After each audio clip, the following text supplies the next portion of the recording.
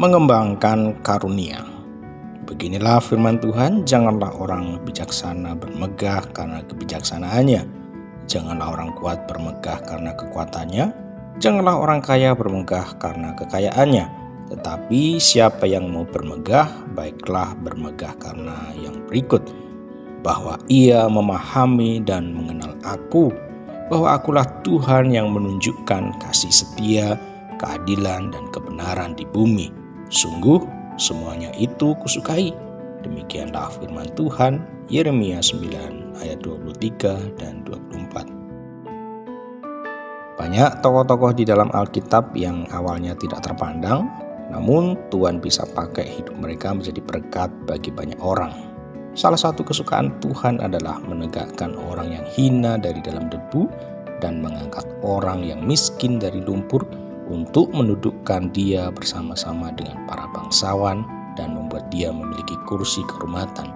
1 Samuel 2 ayat 8. Apa yang bodoh bagi dunia dipilih Allah untuk memalukan orang-orang yang berhikmat, dan apa yang lemah bagi dunia dipilih Allah untuk memalukan apa yang kuat, dan apa yang tidak terpandang dan yang hina bagi dunia dipilih Allah, bahkan apa yang tidak berarti dipilih Allah untuk meniadakan apa yang berarti, supaya jangan ada seorang manusia pun yang memegahkan diri di hadapan Allah.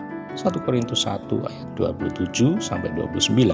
Firman Tuhan hari ini juga mengingatkan kita tidak boleh membanggakan pengetahuan duniawi, kemampuan manusia, atau kekayaan dunia. Sebaliknya kita hanya boleh bermegah dan bersukacita karena hubungan pribadi kita dengan Tuhan dan kasih karunia-Nya yang memungkinkan kita hidup benar. Kita harus sadar bahwa kita hidup hanya oleh kasih karunia Tuhan. Semuanya bukan hasil usaha atau kemampuan kita, tetapi semata-mata hanya oleh anugerah Tuhan. Tuhan juga menghendaki agar kita juga aktif mengembangkan karunia-karunia yang sudah dipercayakan dalam hidup kita, dengan melayani seorang akan yang lain sesuai dengan karunia yang telah diperoleh tiap-tiap orang sebagai pengurus yang baik dari kasih karunia Allah. Kenali karunia apa yang sudah Tuhan percayakan. Dari karunia itu, kita bisa mempergunakan dan kembangkan untuk kemuliaan nama Tuhan. Sehingga ketika Tuhan menuntut pertanggungjawaban hidup kita, kita didapatinya sebagai hamba yang baik dan setia, serta Ia akan memberikan kepada kita hal-hal yang lebih besar. Sadari bahwa hidup kita semata-mata hanya karena kasih karunia Allah, dan tidak ada satupun yang dapat dibanggakan dari hidup kita. Semua nilai di dunia ini akan hilang maknanya bila mana dibandingkan dengan pengenalan kita akan Allah. Semakin kita mengenal Allah, semakin kita mengerti bahwa hidup kita tidak ada artinya tanpa Allah.